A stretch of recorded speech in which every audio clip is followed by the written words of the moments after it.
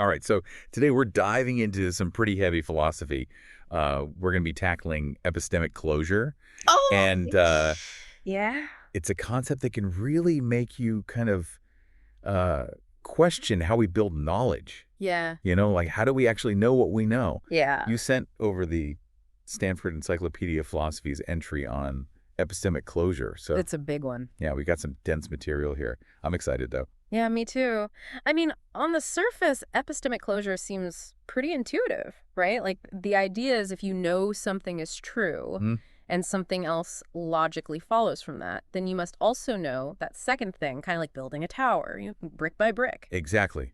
But like most things in philosophy, Right. I have a feeling it's going to be a lot more complicated than that. Oh, yeah, definitely. So before we get into all the debate and the arguments, can you just Yeah. break down what exactly epistemic closure means in a way that maybe even someone who's totally new to philosophy could grasp? Okay, sure. So imagine you have a core belief. Okay. Let's call it P. Right. And from P, you can logically deduce another belief, Q. Q. Got it.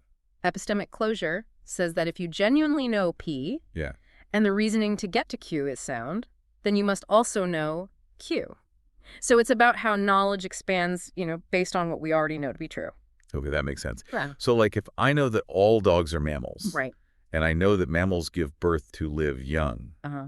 then I automatically know that dogs give birth to live young. Exactly. But the real philosophical fun starts when we start to examine how we actually acquire that knowledge in the first place. Okay. There are actually some pretty compelling arguments against epistemic closure. Oh, really? Oh, yeah. So it's not as straightforward as it seems. Not at all. Let's get into it. So the Stanford Encyclopedia outlines 4 main arguments against epistemic closure. What's the first one that kind of makes us question this whole idea? So the first one dives into how we even define knowledge. Okay. It's called the argument from the analysis of knowledge. But really, it's saying that if you break down what it means to truly know something, closure starts to fall apart. Okay, so we're going meta already. Yeah. How do we even analyze something like knowledge? I mean, it seems so basic. Right. Well, some philosophers, like Fred Dretsk and Robert Nozick, Okay. they argue that for your belief to actually count as knowledge, it needs to track the truth. Track the truth. What does that mean? So basically, it means that if the thing you believe wasn't actually true, you wouldn't believe it. Your belief, changes with the facts. So give me an example. I'm not sure I totally get that. Okay, so let's say you believe that the Earth is round, Okay. but you would still believe that even if it turned out that the Earth was flat, then you don't actually know that the Earth is round. Like, your belief isn't connected to reality in the right way. So my belief has to, respond to the facts. Exactly. It's called the tracking condition. The tracking condition. Okay. All right. I'm with you. So how this relates to epistemic closure is Dretsk uses this famous example with a zebra. Okay. Is a zebra example? Bring it on. So imagine you're at the zoo, you see a zebra, Uh-huh. and you form the belief that's a zebra. Right. Seems pretty justified. Seems pretty straightforward, right? But here's the thing. Okay. The statement, that's a zebra, logically implies that's not a cleverly disguised mule. Okay. Where are you going with this? But think about it if it were a mule. Like in a zebra costume. Yeah, you would probably still believe it was a zebra. So you're saying I can't actually trust my eyes. I can't be sure it's not a mule. Well, that's Dretsky's point. He's saying that your belief, that's a zebra, it might track the truth.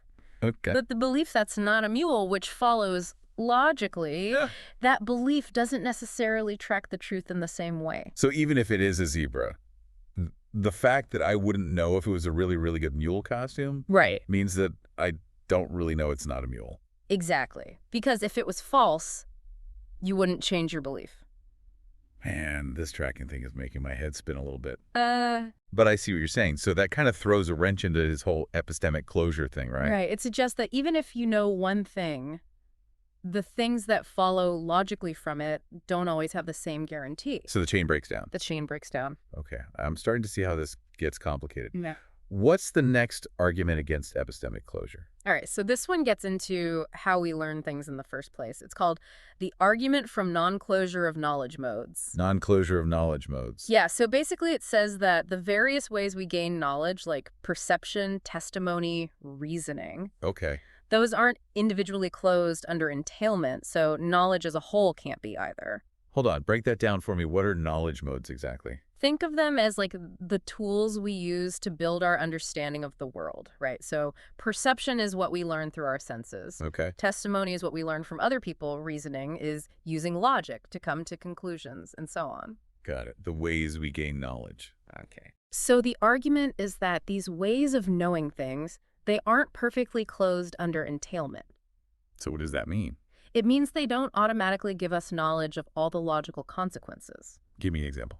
Okay, so let's say I learn something through testimony. Someone tells me all politicians are honest. Uh-oh. Now, I might believe them, right? Yeah.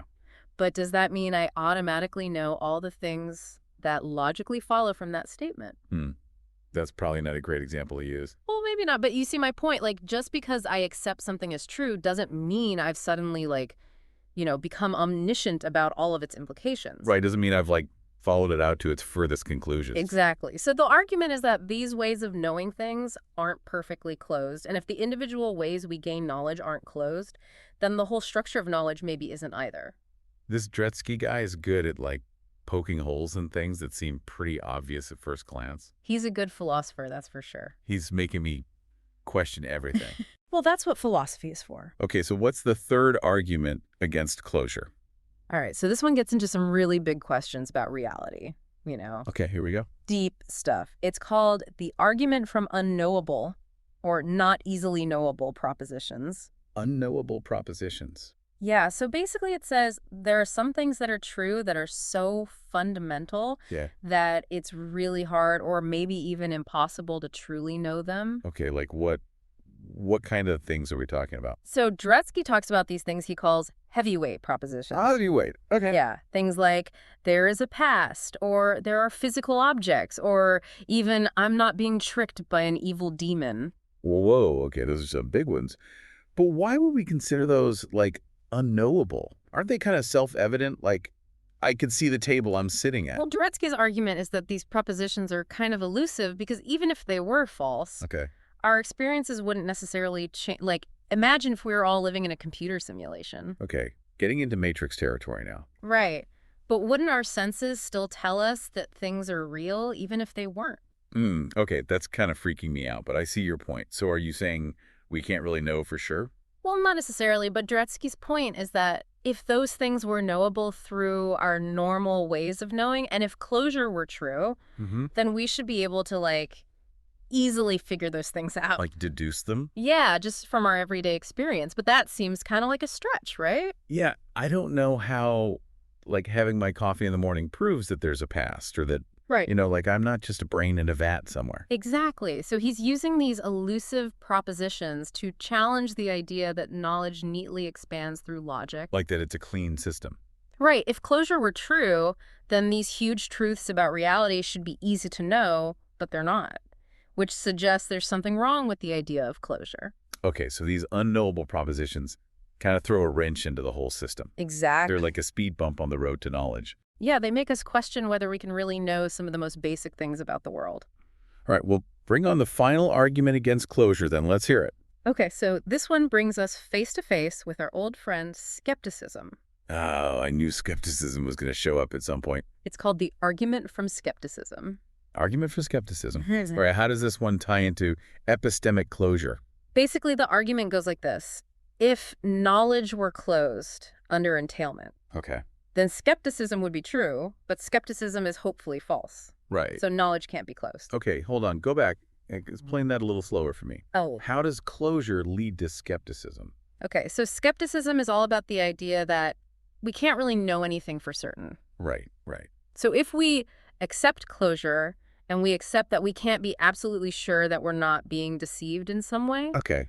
Yeah. then it creates a bit of a problem. Because any piece of knowledge we have could then lead us to the conclusion that we are being deceived. Exactly. If knowledge is closed and we can't rule out the possibility that we're dreaming or in a simulation or whatever, then closure would mean that we don't really know anything. So to avoid becoming total skeptics doubting everything, we have to reject closure. Wow. That's a pretty strong argument. It is. Dretske and Nozick are essentially saying that accepting closure makes us vulnerable to all sorts of crazy doubts, so they think that to have a good understanding of knowledge, we have to accept that it's not perfectly closed. Wow, okay. So we've gone down the rabbit hole here, and we've seen some pretty compelling reasons to doubt epistemic closure. It's like our whole tower of knowledge is starting to shake a little bit. It definitely makes you question some assumptions. Yeah, big time. Yeah. But you know what? I'm kind of holding out hope that maybe there are some ways to push back against these anti-closure arguments. Are there any defenses of epistemic closure? Because I'm not quite ready to give up on knowing things, for sure. Oh, yeah, absolutely. There are philosophers who have come up with some pretty clever ways to defend closure. Hey. We'll explore those after a short break. Sounds good, because I need a minute to process all of this. Stay tuned. We'll be right back with more on this fascinating topic of epistemic closure. Welcome back. So before the break, we were really digging into some of the big challenges to this idea of epistemic closure. It seemed like the whole way we think about building knowledge was kind of crumbling. Yeah, I was starting to feel a little bit overwhelmed, honestly. But you promised me that we would look at some counter-arguments, some ways to maybe defend this idea of closure. So let's hear it. How do philosophers try to rescue this concept? Well, one way is to kind of go back to the very beginning and revisit how we're even defining knowledge itself. A lot of those arguments we were talking about, they relied on very specific ways of understanding what knowledge is like, that tracking condition, or the idea that we have to rule out all other possibilities. Right. Those were kind of the frameworks that Dretsky and Nozick were using to challenge closure. But are there other ways to think about what it means to know something? Oh, absolutely. There's a whole other view called the safe indication view. Safe indication. Okay. I like the sound of that already. Tell me more. So the safe indication view says that you know something when your belief is based on something that safely indicates that it's true. So in other words, if your belief is formed in a way that, generally guarantees that you're going to reach a true conclusion, then you can be said to know that thing. Okay. I'm following so far. But how does this safe indication thing help us with closure? Like, how does it address those problems we talked about with the tracking condition and all those skeptical scenarios and stuff? Well, think about it this way. If something safely indicates the truth of P, and P logically entails Q, then that same thing also safely indicates the truth of Q. So the reliability kind of carries through the logical chain. Okay, so give me like a concrete example of that. I'm a little bit slow sometimes. Okay, sure. So let's go back to that zebra example. All right, back to the zebras. So if your perception of the zebra safely indicates that it's truly a zebra... Meaning, like, my senses are generally reliable in this situation. Right, exactly. And being a zebra entails not being a mule, then your perception also safely indicates that it's not a mule. Even if I can't be 100% sure. Exactly. The safe indication view says that the same evidence or justification that supports your knowledge of P can extend to your knowledge of Q, even if Q is, a logical consequence rather than something you're directly observing. So the safety net of reliable indication, it applies to the whole chain of reasoning. Okay, I see. So by kind of shifting our perspective on what counts as knowledge, we can maybe rescue this principle of closure. Exactly. A lot of the debate really boils down to which framework for analyzing knowledge you find most convincing. Yeah, it's making me realize that philosophy is less about finding the one right answer and more about, carefully examining the assumptions we're making and the lenses we're using to look at the world. It's about asking the right questions. Exactly. Okay, so what about those arguments about knowledge modes, the ways we acquire knowledge? Right. Are there any defenses of closure related to those? Yeah, definitely remember those were the arguments that said because things like perception and testimony and reasoning aren't individually closed under entailment, then knowledge as a whole can't be either. Right. It was like saying that because the individual tools aren't perfect, then the whole toolbox can't be reliable. Yeah, so what defenders of closure say to that is that even if those individual modes aren't always closed, that doesn't mean that knowledge itself can't be closed. It's about the bigger picture of how all our beliefs kind of fit together. But wait, how can that be? If the individual building blocks aren't closed, how can the whole structure be closed? That seems like a contradiction. Well, think of it this way. Even if you don't immediately grasp all the logical consequences of something you learn, Yeah. you can still arrive at those consequences through reasoning, right? And that reasoning process itself, when it's done properly, can be a reliable way of gaining knowledge. So it's like even if some of the bricks in our knowledge tower are a little bit wobbly, we can still use, our reasoning abilities to make sure the overall structure is solid. I like that analogy. The point is that knowledge isn't just about these isolated pieces of information. It's about the whole network of beliefs that we form by reasoning and connecting different things together so closure can still hold at that level. Okay, that makes sense. Now, what about those unknowable propositions, those really fundamental truths about reality that Tretzky brought up? Ah, the heavy hitters. Yeah, did anyone try to defend closure against those? Because it seemed like those were really tough to overcome. They did. Some philosophers argue that even those seemingly elusive propositions are knowable, at least in principle. They might point out that we can have indirect knowledge of things even if we can't directly observe them. Like, I can know that atoms exist even though I've never actually seen one. Exactly. We have really strong scientific evidence for the existence of atoms, even though they're not directly perceptible. Similarly, some philosophers argue that we can kind of reason our way to the truth of those heavyweight propositions, starting from things that we can observe. So it's like building a bridge from our everyday knowledge to those deeper truths. That's one way to defend closure. Another is to kind of question whether those heavyweight propositions are really as unknowable as Dretsky makes them out to be. Okay, how would they do that? I mean, those propositions seem pretty out there. Well, they might argue that Dretsky's definition of those propositions is a little too strict. He says they're elusive. Because even if they were false, our experiences wouldn't necessarily change. But think about it, if some of those propositions were false, like there are physical objects, that would have pretty huge consequences for how we experience the world. Yeah, if I suddenly stopped bumping into things and could walk through walls, I'd probably question whether physical objects exist. Exactly. So some philosophers say that our everyday interactions with the world actually do provide some support for those big fundamental beliefs, even if we can't, prove them with 100% certainty. Okay, that makes me feel a little bit better about the stability of our knowledge tower. But what about skepticism? That still seems like a major threat to this idea of closure. Did anyone come up with a good response to that argument?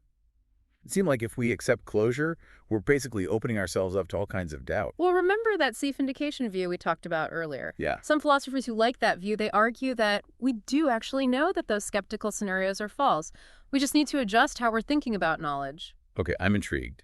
How does safe indication help us fight off skepticism? Well, remember, it's all about having beliefs that are formed in a way that usually leads to true conclusions. Yeah. So while we can't logically rule out every single possible skeptical scenario... Like, I can't prove with 100% certainty that I'm not a brain in a vat. Right, but we can say that those scenarios are extremely unlikely given our everyday experiences. So even though I can't logically prove I'm not a brain in a vat, the fact that I'm having this conversation, sitting in a chair, feeling the world around me, Right. all those experiences point to a reality that's much more plausible than the brain in a vat scenario. Exactly. Advocates of the safe indication view would say that those everyday experiences give us a good enough reason to believe that those skeptical hypotheses are false. The safety of our normal way of knowing things outweighs the tiny chance that we're being radically deceived. So it's like choosing to trust our well-calibrated instruments, Yeah. instead of constantly worrying that there's some kind of cosmic glitch happening. That's a great way to put it. So the debate about epistemic closure, it often comes down to how we're understanding this very concept of knowledge. What level of certainty do we need? What counts as good enough justification? It's not about finding the single right answer. It's about exploring the different ways we can approach this really complex question. And that's what makes philosophy so interesting. Exactly. Okay, well, before we get too carried away with all the possibilities of philosophical debate, let's bring this back to our listener for a minute. I think we've covered a lot of ground here, and I just want to make sure we've tied it all together. Yeah, good idea. Let's do a quick recap before we move on. Perfect. So we started by looking at some really strong arguments against this idea of epistemic closure. We saw how that tracking condition and the way we acquire knowledge through different modes can challenge the idea that knowledge is always neatly closed under logical entailment. And we had those tricky, unknowable propositions that seem to defy our usual ways of knowing things. And of course, we can't forget about skepticism, which is always lurking in the background of any discussion about what we can truly know. Right. But then we looked at some equally compelling defenses of closure. We saw how different ways of understanding knowledge, like that safe indication view, can offer ways to keep closure while acknowledging that human knowledge is complex and limited. We also saw how focusing on the overall coherence of our beliefs, not just isolated bits of knowledge, can help support the idea of closure. And while those unknowable propositions and skeptical worries are still challenging, we explored some ways to approach them that don't necessarily mean we have to give up on closure altogether. It's like we've been building and rebuilding our knowledge tower throughout this whole episode, trying out different materials and techniques to see what works best. Exactly. And even though we might not have found one definitive answer to the question of whether knowledge is truly closed, I think we've gained a much deeper understanding of all the nuances and complexities involved. Absolutely. This deep dive has really stretched my brain in the best way possible. Oh. But you know what? I think I have one more question before we wrap things up. Let's hear it. So we've been talking about epistemic closure Mm. in terms of human knowledge. How we as people acquire knowledge and justify our beliefs. But what about other forms of intelligence? Like, what if we were designing an artificial intelligence? A machine that can learn and reason? Would we want to build in epistemic closure? That's a really interesting question. I'm not sure I have a simple answer for that one, but it definitely makes you think about the nature of knowledge and reasoning and what it really means to be intelligent. Yeah, and it makes me wonder if this whole debate about epistemic closure might look completely different when we're talking about machines rather than humans. It's definitely a new angle to consider. What do you think our listener would say? I'm sure they have some brilliant insights, but for now, I think we'll have to leave that question hanging in the air. We've already gone pretty deep on this topic of epistemic closure. We have, but it's been a really stimulating conversation, and I have a feeling our listener will be thinking about these ideas long after the episode is over. I agree. And on that note, I think it's time to wrap things up. Thanks for joining us on this deep dive into the fascinating world of epistemic closure. It's been a pleasure. And until next time, keep questioning, keep exploring, and keep pushing the boundaries of your own knowledge. Okay, so we've really gone through the arguments for and against epistemic closure and even touched on how it applies to artificial intelligence. I feel like we've covered so much ground. Yeah, it's been a lot, but I think it's safe to say our understanding of, knowledge and justification is maybe a bit more nuanced now. For sure. But before we completely wrap up this deep dive, I'm actually kind of curious about something you mentioned earlier. You were talking about justification closure. How does that relate to epistemic closure? Is it like a whole other philosophical concept? It is, but it's very closely related. Justification closure is essentially the same principle as epistemic closure, but instead of applying to knowledge, it applies to justified beliefs. So it says that if you're justified in believing something, then you're also justified in believing anything that logically follows from it. Okay, so it's like the justify believe version of epistemic closure. But I'm guessing there are also arguments for and against justification closure, right? I mean, philosophy seems to be all about arguments. Absolutely. The debate around justification closure kind of mirrors a lot of the same issues that we see with epistemic closure. A lot of the arguments even use similar examples and thought experiments and things like that. Okay, I'm curious. Give me an example. What kind of examples are we talking about here? Well, one of the most famous examples is the lottery paradox. Oh, yeah, the lottery paradox. I've Yeah. heard of that one, but I always get a little bit confused with all the probabilities. Can you remind me how that works? Sure. So imagine you have a huge lottery with millions and millions of tickets. You buy a single ticket. You're perfectly justified in believing that your ticket is not going to win, right? I mean, the odds are astronomical. Yeah, totally. But if justification closure were true, then you'd also be justified in believing that no ticket will win, Oh, okay. because that follows logically from the fact that your ticket won't win. Yeah, I'd see the problem now because someone has to win the lottery, right? Exactly. The lottery paradox basically exposes this potential problem with justification closure. It suggests that there might be some limits to how far we can stretch our justified beliefs, even when the logic seems to make sense. So it's like saying, just because I have a good reason to believe one thing doesn't mean I automatically have a good reason to believe everything that logically follows from that. That there are other things to consider, like probabilities or, the overall context. Precisely. The lottery paradox highlights the need for maybe a more sophisticated understanding of justification. It's not just about following the logic. It's also about, how strong our evidence is and whether there might be other conflating justifications. Man, this is really making me think about how connected all these concepts are. Yeah. Knowledge, justification, logic, belief. It's like they're all tangled up together in this big web. Yeah, and that's the beauty of philosophy. It helps us see those connections. It helps us understand the hidden assumptions behind our everyday thinking. Well, I think it's safe to say that this deep dive into epistemic closure has been a huge success. I mean, we've gone from the basic definition to some really complex arguments and counter-arguments. We've talked about the nature of knowledge, justification, even how this all relates to AI. And while we might not have landed on any definitive answers, I think we've come away with a much richer understanding of the problem itself, all the different layers and all the nuances. For sure. And honestly, sometimes just exploring these questions and grappling with the different perspectives is just as valuable as finding like a clear-cut answer. I completely agree. It's that process of thinking critically and engaging with these ideas that really expands our understanding and opens up new ways of seeing the world. Well said. And on that note, I think it's time for us to wrap up this episode of The Deep Dive. Thanks so much for joining us on this philosophical adventure. We hope you've enjoyed exploring the world of epistemic closure with us and all its, fascinating implications. It's been a pleasure. And until next time, keep pondering, keep questioning, and keep seeking out those new perspectives. The journey of learning and understanding, it never really ends. That's the truth.